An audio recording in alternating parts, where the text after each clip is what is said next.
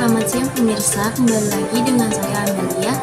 Diberitakan 3 pelajar berinisial NF, RY, dan RG di kawasan Bogor Selatan pada pagi hari pukul 3 menabrak pohon.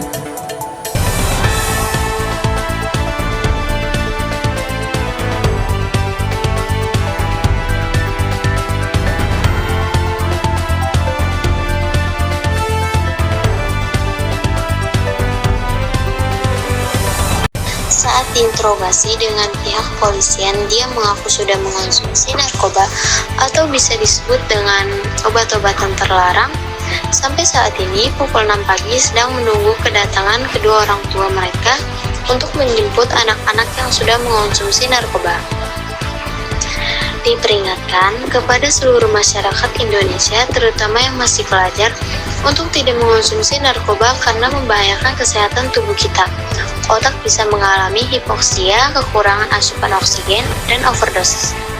Bagi yang belum tahu apa itu narkoba, narkoba singkatan dari narkotika, psikotropika, dan bahan adiktif berbahaya lainnya adalah bahan atau zat yang jika dimasukkan dalam tubuh manusia, baik secara oral, diminum, disirup, maupun disuntik, dapat mengubah pikiran, suasana hati, atau perasaan dan perilaku seseorang. Saya ingin bertanya, Pak, menurut Bapak, apa sih yang bisa dilakukan orang tua untuk mencegah anak-anak terlibat narkoba?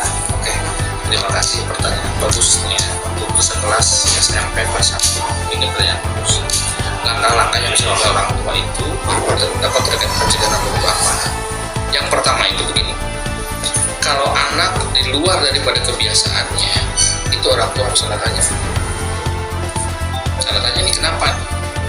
Nah, setelah mengetahui anak baru berbiasa, langkah pertama itu cek handphonenya, cek kamarnya. Bila perlu kalau dia tidur, cek mulutnya dia udah ngomong belum. Itu pencegahan sederhana.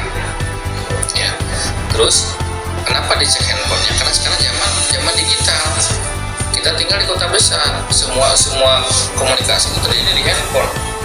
Ada rekaman, ada percakapan, ada WA dan sebagainya. Apa yang dibicarakan di WA tersebut?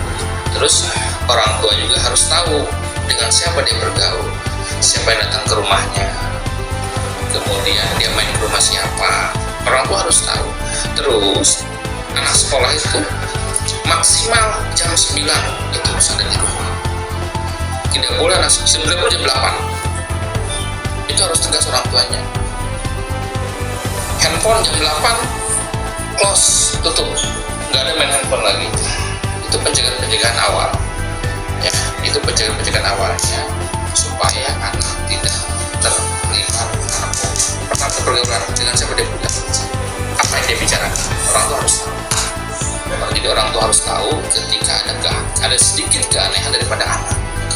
Aneh, makanya kamu aneh nih, kamu jangan marah, kamu akan dicek, di tracking siapa temannya, nongkrongnya di mana, komunitasnya siapa, ya kan? Nah, itu langkah-langkah sederhana yang harus dilakukan oleh orang tua supaya anak-anaknya terhindar dari bahaya narkoba.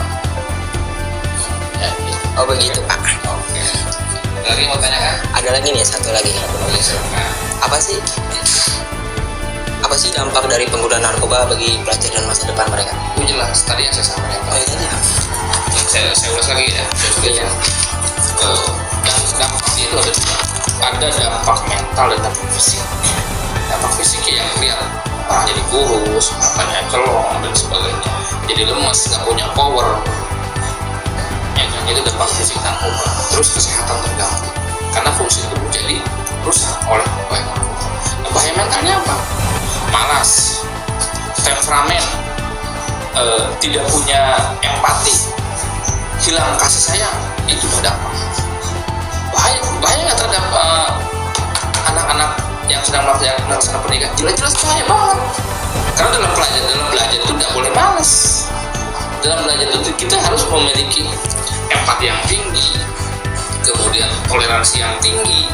Toleransi yang tinggi itu bisa dihasilkan ketika otak dan fisik dan hati kita, otak kita sehat. Baru bisa orang bertoleransi, baru bisa orang menyayangi orang.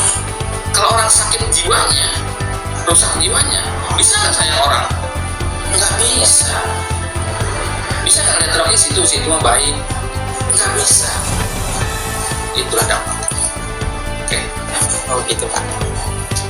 Ada lagi? Udah. Kasih Pak.